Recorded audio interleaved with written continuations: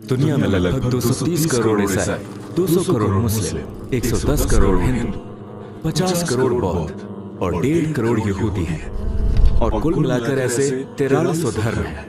तो ऐसे में कुछ लोग ये पूछ सकते हैं, इतने सारे धर्म में से मुझे इस्लाम को ही क्यों मानना चाहिए? हमें कैसे पता चले कि इस्लाम ही सही धर्म है? क्या हम ये तर्क से साबित कर सकते हैं? हम इसका उत्तर दार्शनिक डेकार्ट द्वारा विकसित की एक बड़ी दिलचस्प तकनीक के जरिए देंगे। इसे कार्टेशियन स्केप्टिसिज्म कहते हैं। संक्षिप्त में वो कहते हैं, सोचिए कि आपके पास सेबों से भरी एक टोकरी है। आप टोकरी में अपना हाथ डालते हैं और एक अच्छा सेब निकालते हैं। जब आप उसमें दोबारा अपना हाथ डालें और इस पर आपको एक सड़ा हुआ सेब मिले, तो सड़े हुए सेबों को फेंकने के लिए उन्हें एक एक करके निकालना बंद कर दें। कौन सा अच्छा है और कौन सा सड़ा है, इसे जांचने की झंझट में न पड़े। इसके बजाय पूरी टोकरी खाली कर दें और जो सेब अच्छे हैं उन्हें वापस टोकरी में डाल दें। चलिए इस मसले में भी यही तकनीक अपनाते हैं। मेरा मतलब है कि हम 4300 धर्मों को एक एक करके देख सकते हैं? मुझे नहीं लगता। तो फिर चलिए ब्रह्मांड में मौजूद सुरागों को तर्क और बुद्धिमत्ता का उपयोग कर देखते हैं। आइए हम सुरागों के माध्यम से एक सच्चे धर्म में जो शर्तें होनी चाहिए उन्हें निर्धारित करें। चलिए इन्हीं संकेतों को इस प्रश्न का सीधा उत्तर देने देते हैं कि इस्लाम क्यों।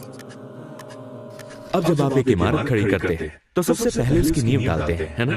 कई चरणों से गुजरना होता है। इस मुद्दे के लिए भी हमें उन्हें नींव से शुरू करते हुए चरण दर चरण निरस्त करना होगा। इसलिए हमारे फिल्टर्स ये होंगे, क्या कोई ईश्वर है भी? क्या धर्म की कोई आवश्यकता है? और यदि धर्म की आवश्यकता है तो क्या एक धर्म ग्रंथ और नबी भी होने चाहिए? आइए सबसे पहले हम इस इमारत की नींव पर नजर डालें, जो कि है ये सवाल कि कोई ईश्वर है भी या नहीं। आप शायद इसे साबित करने के कई अलग अलग तरीकों के बारे में सोच रहे होंगे, लेकिन आज आइए हम इस प्रश्न के उत्तर के लिए उस ब्रह्मांड के माध्यम से खोज करें जिसके गवाह हम सभी हैं। अब मैं जो उदाहरण दे रहा हूँ उसे समझने के लिए इसे ध्यान से सुनिए। भौतिक विज्ञान के अनुसार यदि कोई काम है जिसे किया जा चुका है तो वहाँ कोई शक्ति अवश्य रही होगी जो कि उस काम को कर सकती हो। मतलब मैं जिसे भी इस कार्य के कर्ता के रूप में देखता हूँ उसके पास उसे करने के लिए पर्याप्त शक्ति होगी ही। उदाहरण के लिए यदि मैंने एक बच्चे को हवाई जहाज खींचते देखा तो मैं तुरंत ही किसी और कर्ता को ढूंढूंगा, क्योंकि वो बच्चा ये कार्य कभी कर ही नहीं सकता। या फिर मैं ये कहूंगा कि ये कोई मशीन है जो इस हवाई जहाज को हिला रही है इत्यादि। चाहे भले ही मेरी आंखें ये कहे कि वो बच्चा ही उस हवाई जहाज को खींच रहा है, मेरी बुद्धि तुरंत हस्तक्षेप करेगी और कहेगी उस बच्चे में हवाई जहाज खींचने के लिए पर्याप्त शक्ति नहीं है। मैं उस बच्चे के पीछे छिपे असल सक्षम कर्ता को ढूंढने लगूंगा। और यही बात समझ में आती है ना? ठीक उसी उदाहरण की तरह जब हम ब्रह्मांड को देखते हैं, उदाहरण के लिए हम गाय को दूध के उत्पादन के कर्ता के रूप में देखते हैं। गाय को अपने बनाए दूध में मौजूद अमीनो एसिड्स के बारे में नहीं पता, न ही वो लोगों की शारीरिक आवश्यकताओं को जानती है जो इसे पिएंगे, पर वो बिल्कुल वैसा दूध बनाती है जैसे कि उनकी जरूरत है।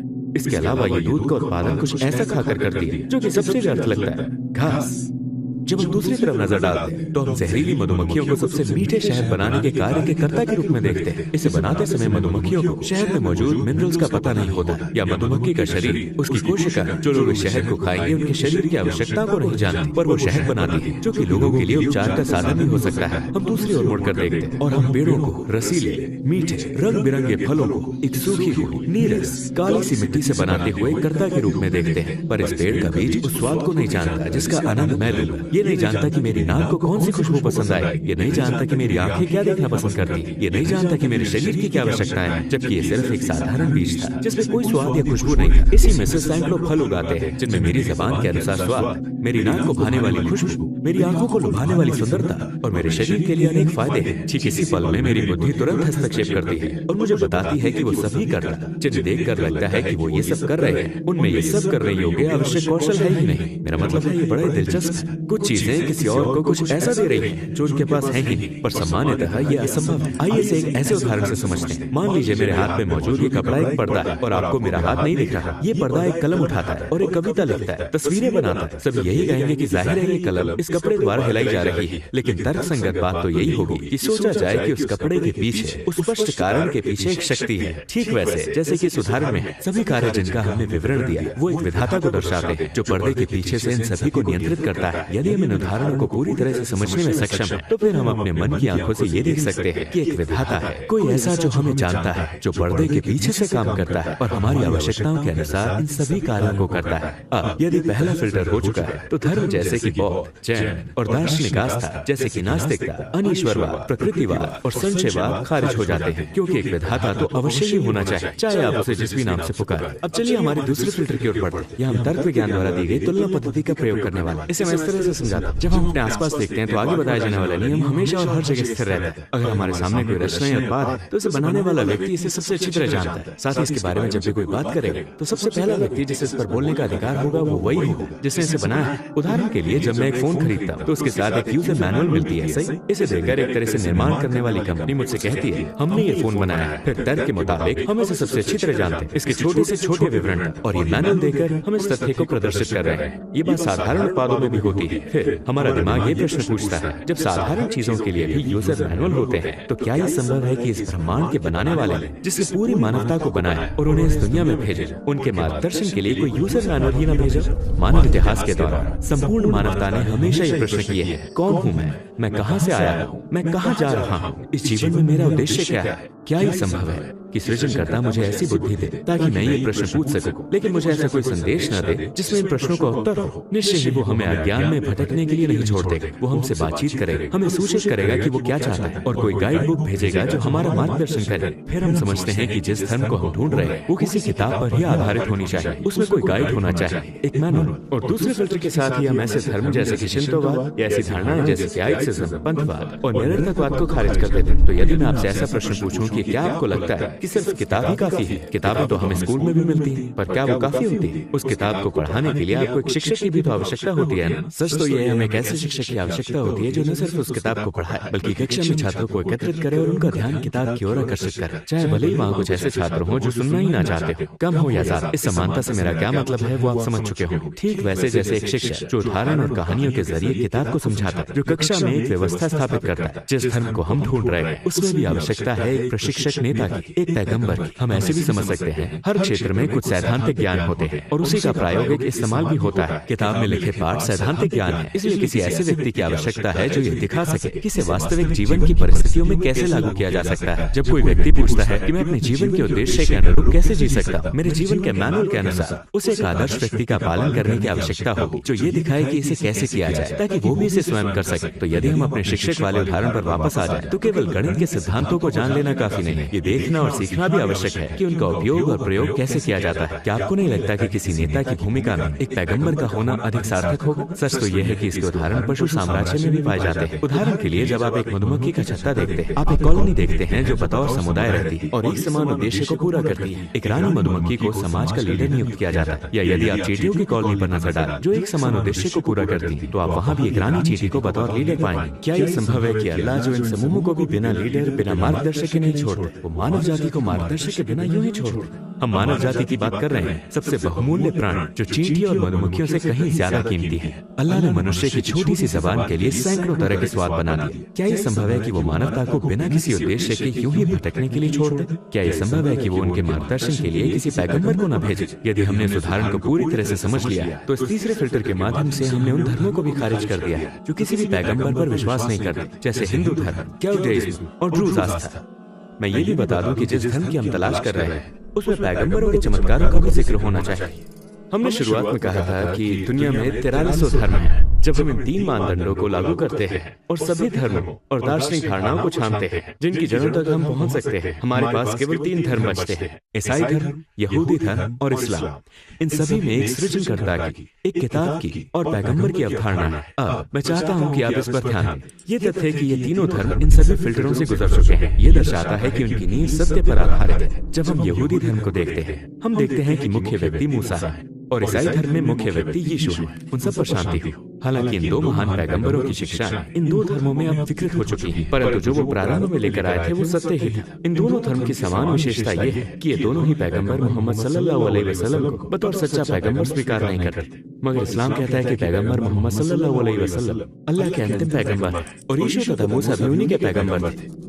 इस वास्तविकता के आधार पर हम ये कह सकते हैं कि यदि हम ये सिद्ध कर सकें कि पैगंबर मोहम्मद सल्लल्लाहु अलैहि वसल्लम एक सच्चे नबी है, तो इस्लाम को एकमात्र सच्चा धर्म साबित किया जा सकता है। और ये भी कि मूसा और ईसा भी अल्लाह के उसी एक ही संदेश को देने आए थे। हाँ, ठीक इसी क्षण इस बात को साबित करने वाले कई प्रमाण हमारे मन में आने लगते हैं। सबसे महत्वपूर्ण प्रमाणों में से एक स्वयं नबी का जीवन है सल्लल्लाहु अलैहि वसल्लम। कल्पना कीजिए, नबूवत से पहले वो 40 वर्षों तक अपने ही लोगों के बीच रहे। अपनी नबूवत के 23 सालों में उन्होंने दोबारा अपने उन्हीं लोगों के बीच उनका नेतृत्व किया और उनकी हर हरकत पर नजर रखी जा रही थी। हम ये देखने जा रहे हैं कि क्या एक ऐसा व्यक्ति माज़अल्लाह झूठा था या नहीं। तर्क के आधार पर हम ये जानते हैं कि जो लोग पद में और ओहदे में एक दूसरे के समान होते हैं वो एक दूसरे की नकल कर सकते हैं, मगर जितना ही एक व्यक्ति का पद दूसरे से छोटा होता है, नकल करना उसके लिए उतना ही कठिन होता है। मिसाल के तौर पर इब्न सीना को ही ले लीजिए, जिन्हें पश्चिम में अविसेना के नाम से भी जाना जाता है। चिकित्सा के एक ऐसे महानायक जिनकी किताबें सदियों से दुनिया भर के विश्वविद्यालयों में पढ़ाई जाती रही हैं। आपके अनुसार एक अज्ञानी व्यक्ति कितनी नकल अविसेना होने का कितना ढोंग कर सकता है? यदि वो किसी शहर में जाकर कहता है मैं अविसेना हूं, तो कितने लोग उस पर विश्वास करेंगे? जो लोग उसके साथ समय बिताएंगे,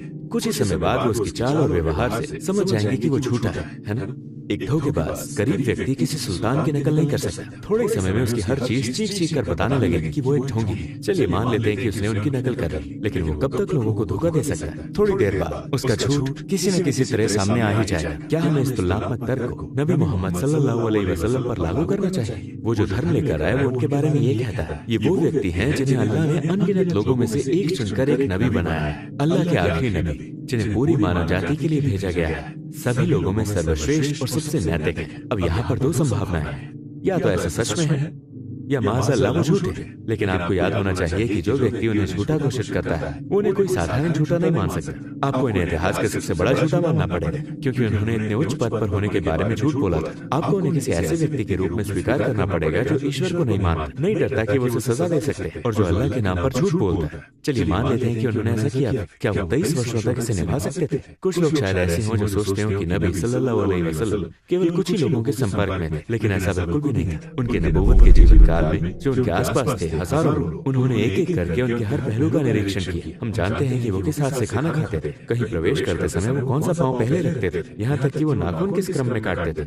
मेरा मतलब है उन्होंने इतने विस्तार से उनका परीक्षण किया था कि पूरे इतिहास में कोई अन्य व्यक्ति नहीं है जिसका परीक्षण इतनी गहराई से किया गया। क्या आपको लगता है कि यदि उन्होंने उनके अंदर कोई असंगति, कोई दोष देखा होता तो वो उनके साथ खड़े रहते और इतनी सारी कठिनाइयों को सहते? बिल्कुल नहीं। इसके अलावा वो सिर्फ मुसलमान ही नहीं थे जिन्होंने उनका निरीक्षण किया, जिन्होंने उनकी नबूवत को ठुकराया था। उन्होंने भी उनको करीब से देखा था। वो नबी बनने के बाद ही नहीं, बल्कि नबी बनने से पहले भी उन्हीं के बीच थे। वो उन्हीं के बीच पैदा हुए और बड़े हुए थे। वो कोई बाहरी नहीं थे। वो लोग उनके बारे में सब कुछ जानते थे। वो लोग उन पर इतना विश्वास करते थे कि उनके नबी बनने से पहले उन लोगों ने उन्हें अल अमीन का लक़ब दिया था, जिसका मतलब होता है विश्वसनीय। सभी इससे सहमत थे कि वो कभी झूठ नहीं बोलेंगे और जानते थे कि वो कितने नैतिक हैं। वो लोग इस बात से इतने आश्वस्त थे कि जो लोग उनकी नबूवत के बाद उनके शत्रु भी बन गए, अपनी कीमती चीजों को लेकर तब भी उन पर भरोसा करते थे। वो उनमें कोई दोष नहीं ढूंढ सके, न उनके नबी बनने से पहले न ही बाद में। जो एकमात्र दोष उन्होंने निकाला वो ये था कि उन्होंने उन्हें जादूगर और टोने टोटके करने वाला कहकर बदनाम किया, और कुछ नहीं। एक व्यक्ति जो झूठ बोलने जा रहा है, इसे उसे कुछ दुनियावादी फायदा होना चाहिए, है ना? लेकिन वो जो करते थे उसमें उनका अपना कोई लाभ नहीं होने वाला था। इसके विपरीत उनमें कुछ ऐसी चीजें थी जो उनके लिए चीजों को और कठिन बना देती थी। वो कई कई दिनों तक रोजे रखते थे। कभी कभी गरीबी के कारण वो बिना सहरी और इफ्तार के रोजे रखते थे। आयशा रज़ियल्लाहु ताला अन्हा कहती है, कभी कभी 2-2 महीने तक उनके घर में कोई खाना नहीं बनता था। वो ऐसी चीजें खा लेते थे जैसे खजूर। वो इबादत करते, रात के समय घंटों नमाजें पढ़ते। क्या है तहज्जुद की नमाज? क्या ये रात के अंतिम तीसरे पहर में नींद से जागना और नमाज पढ़ना नहीं? मुसलमानों के लिए नमाज सुन्नत है, यानी वैकल्पिक, लेकिन नबी सल्लल्लाहु अलैहि वसल्लम के लिए ये फर्ज था, यानी अनिवार्य। वो अपने आप को रात के उस समय जब कोई उन्हें देख भी न रहा हो इतनी मुश्किल में क्यों डालते? सिर्फ एक झूठ की खातिर? जिस धर्म को वो लेकर आए थे उसका पालन 23 वर्षों तक वो दूसरे से बेहतर करते हैं, दूसरों से अधिक नमाजें पढ़ते हैं। उन्हें गुनाह न करने की चिंता किसी और की तुलना में कहीं ज्यादा है। क्या दुनिया के सबसे बेहतरीन झूठे में इनमें से जरा सी भी विशेषताएं होंगी? इन सब में फायदा कहाँ है? क्या वो ये सब प्रतिष्ठा,